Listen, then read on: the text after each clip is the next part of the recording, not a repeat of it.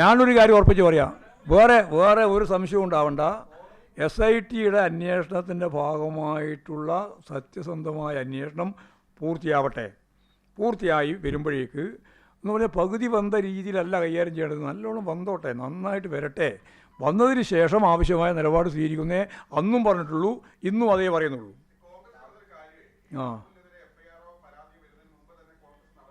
അതെല്ലാവർക്കും അറിയാലോ. അത് പിന്നെ എന്തിനാ FIR വരുന്നത്? അല്ല, FIR വരേണ്ട എന്ത് കാര്യം ഉണ്ടായിരുന്നത്? ഒരു കാര്യമുണ്ട്, അവരെന്നെ നേരിട്ട് പറയല്ലേ ലോകത്തോട്. ആ കുട്ടികളെന്നെ പറയല്ലേ, പീഡിപ്പിക്കപ്പെട്ട കുട്ടികളെന്നല്ലേ പരസ്യമായിട്ട് ലോകത്തോട് മുഴുവൻ പറഞ്ഞത്. ഞാനും നിങ്ങളല്ല, നിങ്ങളുടെ ചാനലല്ലേ കേട്ടത്. എവിടെ? അതെ, ആ സ്വർണ്ണ തട്ടിപ്പുമായി ഇവർക്ക് ഉള്ള ബന്ധം സംബന്ധിച്ചെല്ലാം ഉള്ള കാര്യമല്ലേ അന്വേഷിക്കുന്നത്. അന്വേഷിച്ച് പൂർത്തിയാവട്ടെ എന്ന്. നിങ്ങൾക്ക് എന്തിനാണ് 2 ആഴ്ചക്കോ 3 ആഴ്ചക്കോ ഉള്ളതിൻ്റെ സംശയം ഇപ്പോൾ തന്നെ എടുക്കേണ്ട കാര്യം? ഞങ്ങൾക്ക് ഒരു കാര്യവും മറച്ചു വെക്കാനില്ല.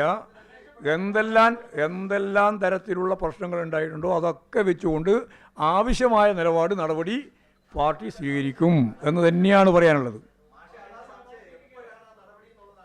അതിപ്പോൾ തീരുമാനിക്കേണ്ടതാണ്. ഞാൻ പറഞ്ഞില്ലേ, അത് വരട്ടെ, അന്വേഷണത്തിന് പൂർത്തിയായി വരൂലേ. ഇപ്പം എല്ലാം ഇപ്പം ചോദ്യം ചെയ്തുകൊണ്ടിരിക്കുകയല്ലേ. ചോദ്യം ചെയ്ത് പൂർത്തിയാവുമല്ലോ. നമുക്ക് നോക്കാം. നിങ്ങളെന്തിനാണ് ഭയപ്പെടുന്നതെന്ന് ഞാനല്ലേ പറയുന്നത്. ഉറപ്പായിട്ടുള്ളൊരു കാര്യമല്ലേ നിങ്ങൾ പറഞ്ഞത്.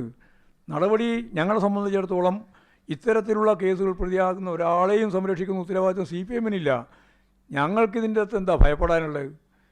നടപടി ആവശ്യമായ രീതിയിൽ എടുക്കുന്നതിന് മുമ്പ് അതിൻ്റെ പൂർണ്ണമായ ഒരു അർത്ഥത്തിലുള്ള അന്വേഷണവും അതിൻ്റെ കാര്യങ്ങളെല്ലാം പൂർത്തിയാവണം. അത് പൂർത്തിയാവട്ടെ. അവർ പറയുന്നതും ഞാൻ നോക്കുന്നില്ല.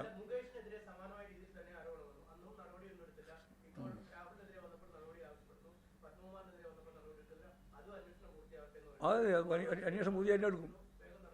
അല്ല, നിങ്ങൾ പറഞ്ഞുകൊണ്ട് മാത്രം എടുക്കുന്നില്ല. നിങ്ങളിപ്പം പറയാൻ തുടങ്ങി എത്ര ദിവസമായി? ഞാൻ തന്നെ നടത്തിയ പത്രസമ്മേളനത്തിലെല്ലാം നിങ്ങൾ പറഞ്ഞിട്ടുണ്ട് നടപടി.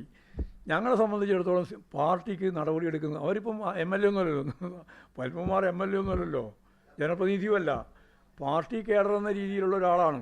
ആ പാർട്ടി കേഡറെ സംബന്ധിച്ചിടത്തോളം ഞങ്ങൾക്ക് കൃത്യമായ ധാരണയോടുകൂടി ഈ വരുന്ന ചെറിയ ദിവസങ്ങൾ കൂടി കഴിയുമ്പോഴേക്ക് അതിൻ്റെ പൂർണ്ണമായ ചിത്രം ലോകത്തിന് കിട്ടും. അപ്പോൾ ഞങ്ങൾ അതിൻ്റെ ആവശ്യമായ ഈ നിലപാട് സ്വീകരിക്കും. അതിന് ധൃതിപ്പെടുത്തി ഇപ്പോൾ തന്നെയാണ് രാഹുൽ മാക്കൂട്ട് ഇങ്ങനെ ആയിട്ടുണ്ട്, അതുകൊണ്ട് ഇങ്ങനെ തന്നെ ചെയ്തോളൂ എന്ന് പറഞ്ഞാൽ അതിലൊന്നും CPM-ന് കിട്ടില്ല. മുകേഷ് ഞങ്ങളുടെ പാർട്ടി മെമ്പർ പോലും ആയിരുന്നില്ലല്ലോ. വെറുതെ അതിനെപ്പറ്റി പറഞ്ഞുകൊണ്ട് എന്താ കാര്യം? MLA ആണ്. അത് പറഞ്ഞല്ലേ അന്നേരം തന്നെ ഞാൻ പറഞ്ഞല്ലോ MLA-നെ സംബന്ധിച്ചുള്ള കാര്യം. അത് പറഞ്ഞാൽ അന്ന് പറഞ്ഞു. നിങ്ങളെല്ലാം കൂടിയല്ലേ സംരക്ഷിക്കുന്നതെന്നും. അല്ലെങ്കിൽ നിങ്ങൾ പരിശോധിച്ചാൽ കിട്ടൂലേ രാഹുലിനാ? നിങ്ങളാരൊക്കെ നോക്കുന്നുണ്ടോ? പോലീസിന് ഒരു പരിമിതി ഉണ്ടാവും, ആരോ കിട്ടിയിട്ടുണ്ടാവില്ല. പോലീസ് പിടിക്കുമെന്ന് വിചാരിക്കുക. അതിന് പിന്നെ വിഷമിക്കണ്ട. ഇന്നല്ലെങ്കിൽ നാളെ ഒരു പ്ലാനും ഞങ്ങൾക്ക് എന്തിനാ അങ്ങനെ പ്ലാൻ ചെയ്യേണ്ട കാര്യം? കിട്ടുന്ന വേഗം തന്നെ പിടിക്കുന്നതായിരിക്കില്ലേ സ്വാഭാവികമായിട്ടും പോലീസ് ആഗ്രഹിക്കുക. അത് ഘട്ടം വന്നതുകൊണ്ടൊന്നും ഒരു കുഴപ്പമില്ല.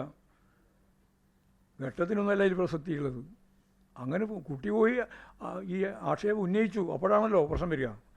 അതിപ്പോൾ ഇന്നാണ് നാളെയാണെന്ന് പറയാൻ പറ്റില്ലല്ലോ.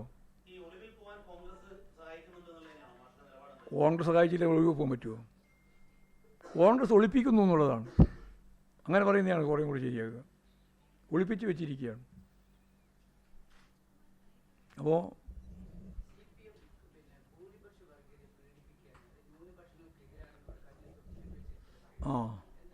അതാണ് ഞാൻ പറഞ്ഞത്. രണ്ട് വർഗീയതയെ പറ്റിയാണ് ഞാൻ പറഞ്ഞത്. ആദ്യം ഒരു ഭാഗത്ത് ന്യൂനപക്ഷ വർഗീയതയെ പൂർണ്ണമായിട്ട് ഉപയോഗിച്ചുകൊണ്ട് ജമാഅത്തെ ഇസ്ലാമിയും അതുപോലെ തന്നെ SDP-യും UDF-ൻ്റെ ആശയ തലം സൃഷ്ടിക്കുന്നു എന്നിവരെ ഞാൻ പറഞ്ഞു വെച്ചിട്ടുണ്ട്. പക്ഷേ ഒരൊറ്റ പത്രം ഇന്നേ വരെ വാർത്ത കൊടുത്തിട്ടില്ല ഞാൻ ഈ പറഞ്ഞ കാര്യം. എന്ന് പറഞ്ഞാൽ UDF-ൻ്റെ, ലീഗിൻ്റെ, കോൺഗ്രസിൻ്റെ ആശയ സംഹിതയുടെ നേതൃത്വപരമായ പങ്ക് വഹിച്ചുകൊണ്ടാണ് ജമാഅത്തെ ഇസ്ലാമി ആശയരംഗത്ത് ഇപ്പോൾ പ്രവർത്തിക്കുന്നത്. അതാണ് UDF-ൻ്റെ ഏറ്റവും പ്രധാനപ്പെട്ട സവിശേഷത. ഇത് ഞാൻ പറഞ്ഞു വെച്ചതാണ്. പിന്നെ RSS-ഉം BJP ഉൾപ്പെടെയുള്ള സംഘപരിവാർ വിഭാഗങ്ങളുടെ ഏറ്റവും ശക്തമത്തായ എതിർപ്പിന് വിധേയമാവുന്നത് CPI-എം-ആണ്, ഇടതുപക്ഷ ജനാധിപത്യ മുന്നണിയാണ്. ഞങ്ങൾ അതിശക്തിയായിട്ട് എതിർക്കുന്നതും BJP-യെയും ഭൂരിപക്ഷ വർഗീയതയും തന്നെയാണ്. പിന്നെ അത്രയും പറഞ്ഞു കഴിഞ്ഞാൽ പിന്നെ പറഞ്ഞുകൊണ്ടിരിക്കുന്നത് ന്യൂനപക്ഷ വർഗീയതയെ മറച്ചു വെക്കാനാണ്. ന്യൂനപക്ഷ വർഗീയതയുമായിട്ടുള്ള കൂട്ടുചേരുന്ന ആ രാഷ്ട്രീയ പ്രക്രിയയെ മറച്ചു വെക്കാൻ വേണ്ടി ബോധപൂർവം നടത്തുന്ന കള്ളപ്രചാര വേലയാണ്. ആ